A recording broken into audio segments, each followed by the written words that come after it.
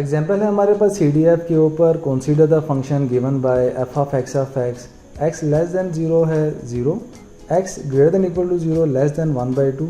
ये हमारे पास फंक्शन की वैल्यू है x प्लस 1/2 और x greater than equal to 1/2 पे क्या हमें मिलता है 1। तो CDF को इस फंक्शन की सूरत में भी हम राइट डाउन कर सकते हैं, लेकिन इस क्वेश्चन को सॉल्व करने से पहले हम 3 कॉइन्स के ऊपर बात करेंगे और आपको बताएंगे कि फ़ंक्शन आपने किस तरीके से राइट डाउन करना है। तो अगर हम 3 कॉइन्स के ऊपर जाके बात करें तो उसका CDF था हमारे पास एफ ऑफ एक्स ऑफ 0। इसके लिए आप प्रीवियस एग्जांपल को देख सकते हैं, ठीक है। प्रीवियस 2 लेक्चर्स के अंदर 3 कॉइन्स की एग्जांपल हमने सॉल्व की थी, तो वहाँ पे CDF 0 क्या था हमारे पास 1/8 था। सिमिलरली CDF 1 था हमारे पास 4/8, CDF 2 था 7/8 और CDF 3 था हमारे पास 1। इसको हम फंक्शन की सूरत में राइट डाउन करेंगे, लेकिन अगर आप इसका ग्राफ देखें तो वो कैसे था कि हमारे पास जो रैंडम वेरिएबल एक्स एक्सिस को शो कर रहा है और ये हमारे पास CDF है एफ ऑफ एक्स।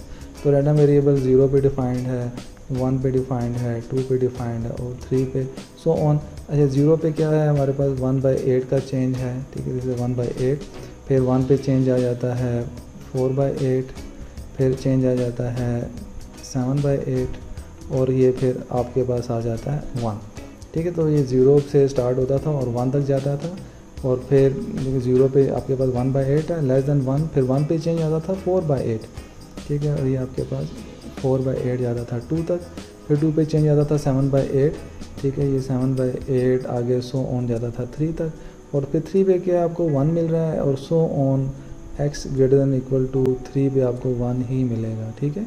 और अगर इसे नीचे वाली साइड पे चले जाएं -1 -2 पे 0 मिलेगा। तो ये हमने CDF को स्केच भी किया था। अब हम इसको फंक्शन की सूरत में कैसे लिखेंगे, तो हम लिखेंगे एफ ऑफ एक्स, ठीक है, और इस ब्रैकेट हमारी हम बात करेंगे x लेस देन 0।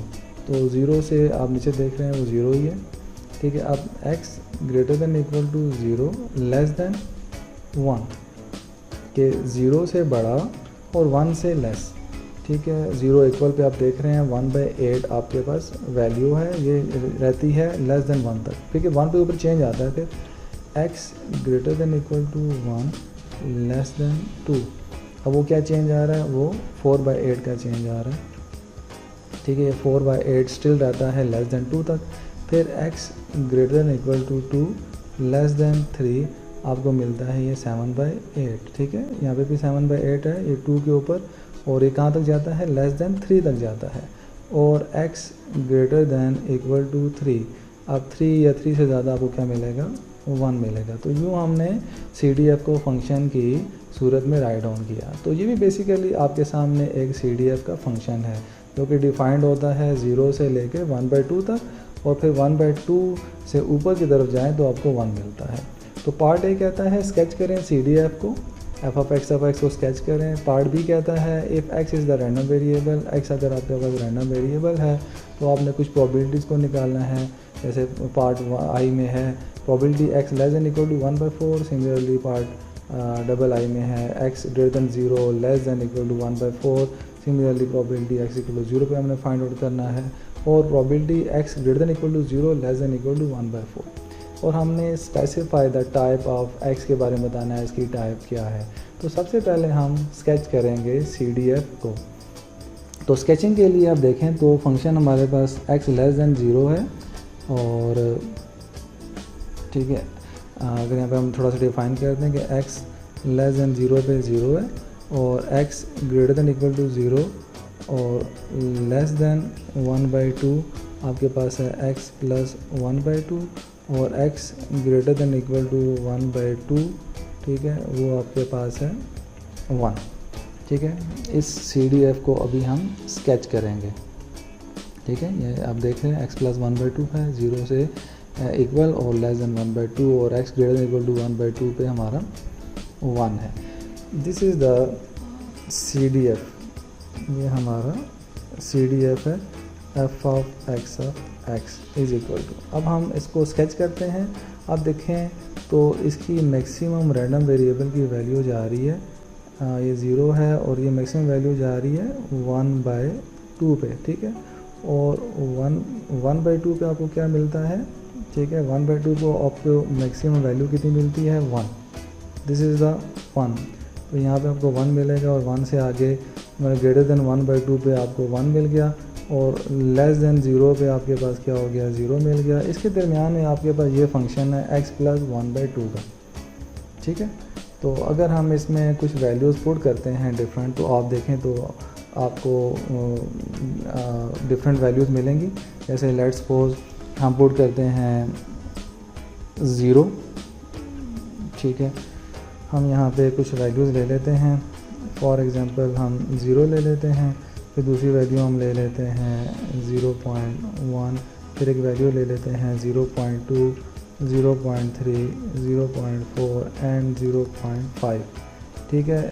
0.5 तो यहाँ पे डिफ़ाइन हो रहा है, लेकिन हम यहाँ पे भी देखते हैं कि 0.5 पे ये आपको क्या रिज़ल्ट देता है। तो हमने 0 से 1/2 तक डिफरेंट वैल्यूज़ ले ली हैं। अच्छा, 0 पे ये फंक्शन आपको क्या वैल्यू देता है x + 1/2। इसमें जब 0 पुट होगा तो इसकी वैल्यू आ जाएगी 1/2। अच्छा, 0.1 पुट करेंगे तो आपके पास क्या आ जाएगा 0.6, ठीक है। 0.1 + 1/2 किस इक्वल होता है 0.5 के, तो 0.6 आ जाएगा। यहाँ पे 0.2 + 0.5 0.7, सिमिलरली 0.3 करेंगे तो आपके पास आ जाएगा 0.8, 0.4 करेंगे तो 0.9 आ जाएगा, ठीक है। 0.5 पे आपको क्या मिल रही है वैल्यू, मतलब जब इक्वल होता है 1/2, 1/2 = 0.5 तो आपको 1 मिल जाता है। तो यहाँ पे आपको मिल रहा है 1। अब हम इसको प्लॉट कर लेते हैं, ठीक है। ये आपके पास क्या है 0.1, सिमिलरली ये क्या है 0.2, ये आपके पास है 0.3 और ये आपके पास है 0.4। 0.1 पे आपको मिल रही है 1/2 value, this is the 1/2 mean 0.5 आपको मिल रहा है 0 पे, ठीक है। ये आप 0 पे यहाँ पे ड्रा कर दिया। 0.1 पे क्या मिल रहा है 0.6, 0.2 पे क्या मिल रहा है 0.7, 0.3 पे क्या मिल रहा है 0.8, 0.4 पे क्या मिल रहा है 0.9 और 1/2 मीन 0.5 पे 1 मिल रहा है। तो अगर इसको हम ड्रा करें तो आपके पास इस तरह का ग्राफ आपको मिलेगा, ठीक है ना। ये वाला आपको ग्राफ मिलेगा,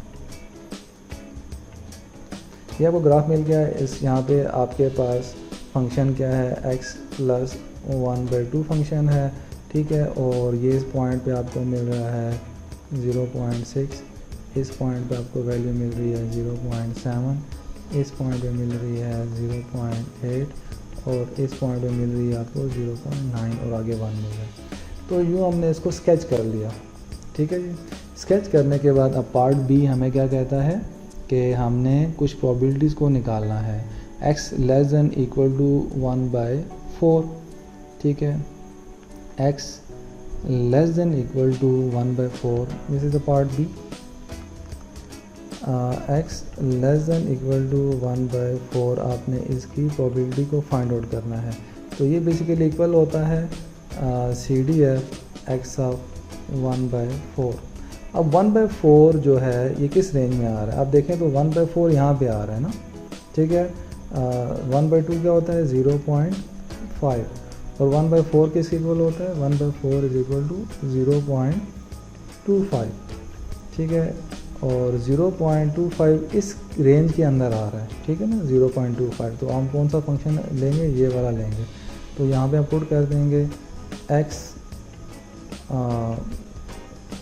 1/4 + 1/2, ठीक है। इस फंक्शन के अंदर हम 1/4 पुट करेंगे तो आपके पास आ जाएगा 1 + 2/4, तो ये आपके पास आ जाएगा 3/4, ठीक है। इसी पार्ट बी।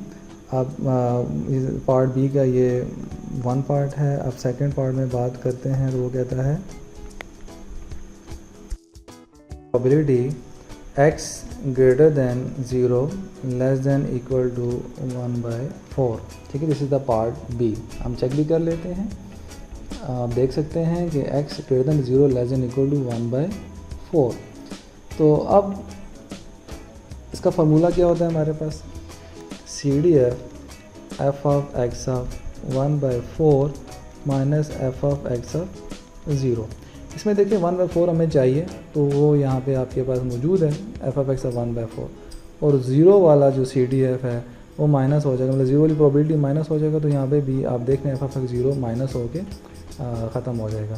तो अब f(x) 1/4 किस फंक्शन में आ रही है, वो इसी जगह पे आ रही है x + 1/2, ठीक है, x + 1/2 माइनस f(x) 0 वो कहाँ पे आ रहा है, वो भी इसी में आ रहा है, वो ग्रेटर देन इक्वल टू 0। तो अभी आपके पास क्या है, x + 1/2, ठीक है। इसमें अगर हम वैल्यू पुट कर लें तो इसको हम ब्रैकेट में लिख रहे हैं, ठीक है।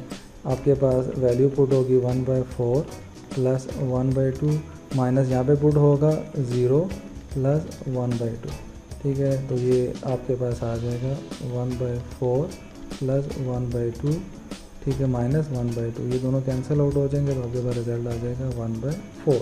दिस इज़ द प्रोबेबिलिटी, ठीक है, from 0 greater than 0 less than equal to 1/4। अब हम पार्ट सी की बात करते हैं, 3 की। 3 पार्ट आपको कहता है कि आपने बतानी है प्रोबेबिलिटी x = 0। 0 पे प्रोबेबिलिटी क्या है, अगर आप फंक्शन में जाके देखें तो आपको 0 किस रेंज में मिल रहा है, 0 आपको इस रेंज में मिल रहा है, ठीक है, क्योंकि इक्वल टू 0 है। तो वहाँ पे फंक्शन की वैल्यू क्या है, x + 1/2, ठीक है जी। तो उसमें हम क्या पुट कर देंगे, 0 + 1/2। x की जगह हमने 0 पुट कर दिया तो आपके पास आंसर आ जाएगा 1/2, ठीक है। इस तरीके से आप पार्ट 4 की तरफ जाके बात करते हैं। वो कहता है कि probability x greater than equal to 0 less than equal to 1/4 find out. तो आपके पास फार्मूला क्या कहता है, f(x) 1/4 माइनस f(x) 0, ठीक है। आपने 1/4 को कंसीडर करना है, वो हमें देख लें यहाँ पे कंसीडर हो रहा है, और आपने 0 को भी कंसीडर करना है। तो यहाँ पे देखें 0 माइनस हो रहा है, तो आप क्या कर देंगे, प्लस कर देंगे प्रोबेबिलिटी x = 0, ठीक है। अब इसके अंदर आप वैल्यूज़ को पुट करेंगे। अब f(x) 1/4 किस रेंज में आ रहा है, x + 1/2 वाली रेंज में आ रहा है, माइनस 0 भी इसी रेंज में आ रहा है, x + 1/2, और 0 की प्रोबेबिलिटी हमने ऑलरेडी यहाँ पे निकाल ली है, वो क्या है, 1/2। अब यहाँ पे पुट कर दें 1/4 + 1/2 माइनस यहाँ पे 0 + 1/2, ठीक है, प्लस 1/2। अब इसको हम ओपन करते हैं ब्रैकेट्स को, तो हमारे पास आएगा 1/4 + 1/2 माइनस 1/2 + 1/2। ये दोनों कैंसिल आउट हो जाएंगे, यहाँ जगह एलसीएम, ठीक है, 1 + 2 आपके पास बन जाएगा 3/4। इसकी प्रोबेबिलिटी है 3/4। तो यूँ हमने देखा कि डिफरेंट रेंज की प्रोबेबिलिटीज़ को आप कैसे फाइंड आउट कर सकते हैं। अब पार्ट सी कहता है कि specify the type of x. इसकी टाइप क्या है, मींस के डिस्क्रीट है, कंटिन्यूस है, या क्या है।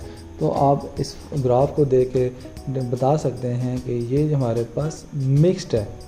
कैसे कि यहाँ पे देखें आपके पास 0 पे अब्रप्ट चेंज आता है, और फिर ये आगे कंटिन्यूसली मूव कर रहा है, आगे क्या होता है, सेटल डाउन हो जाता है। तो इसकी टाइप हमारे पास क्या है, मिक्स्ड है। प्योरली जो है ये कंटिन्यूस नहीं है, क्यों कि आपके पास देखें 0 पे एकदम आपके पास 0.5 का चेंज है, और उसके बाद आपके पास देखें लीनियर चेंज है, और फिर आगे 1 पे सेटल डाउन हो जाता है। तो इसको हम कहेंगे this type of x is mixed. ये आपके पास बोथ डिस्क्रीट एंड कंटिन्यूस है। टाइप हमारे पास पे मिक्स्ड, ठीक है। ये बेस करता है डिस्क्रीट और कंटिन्यूस के ऊपर।